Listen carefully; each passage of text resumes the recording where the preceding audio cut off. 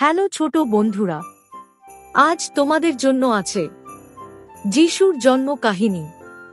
ইউসুফ ও Mary ছিলেন গালিলির নাজারেতে বসবাসকারী এক দম্পতি। একদিন দেবদূত গ্যাব্রিয়েল মেরির কাছে এসে জানান যে তিনি ঈশ্বরের কৃপায় এক পুত্র সন্তানের জন্ম দেবেন। সেই সন্তানের নাম রাখা হবে যিশু, যিনি ঈশ্বরের পুত্র এবং সমগ্র মানবজাতির রক্ষাকর্তা হবেন।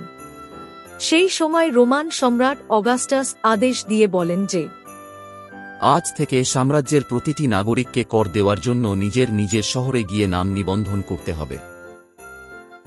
সেই মতো নাগরিকেরা নিজের শহরে যেতে শুরু করে।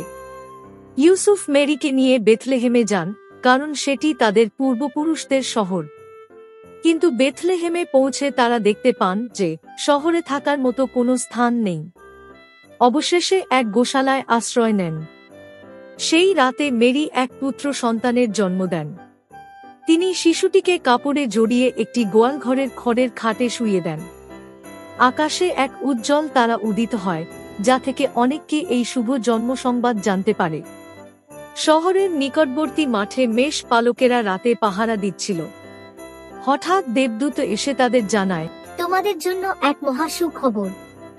আজকের দিনে বেথলেহেমে একজন ত্রাণকর্তার জন্ম হয়েছে। তিনি হলেন প্রভু যিশু। এরপর মেষপালকরা গোশালায় গিয়ে নবজাতক যিশুকে দর্শন করেন। এদিকে দূর প্রাচ্য থেকে 3 জ্ঞানী ব্যক্তি ওই উজ্জ্বল তারার পথ অনুসরণ করে বেথলেহেমে আসেন। তারা যিশুকে স্বর্ণ, গন্ধরস ও মুড় প্রদান করেন।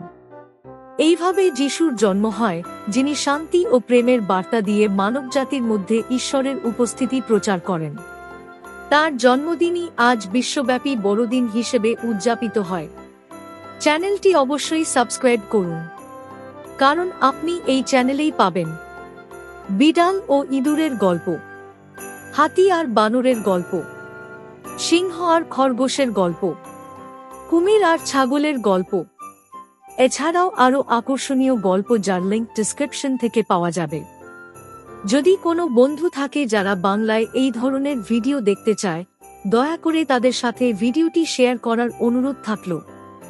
ভিডিওটি দেখার জন্য আপনাকে অনেক ধন্যবাদ।